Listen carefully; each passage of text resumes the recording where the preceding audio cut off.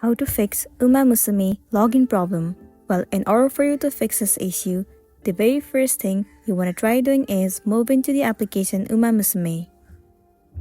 Once you're in this page, try refreshing the app.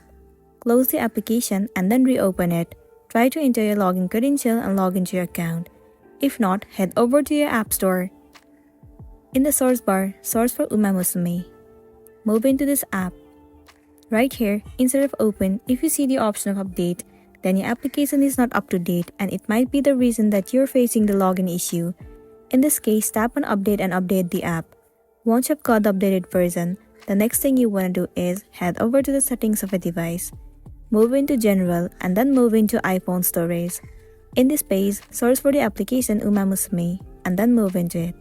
Now click on offload app and then once again click on offload app. It will clear the cache and the storage of the application. It will also remove all of the unwanted bugs and make your application run smoothly.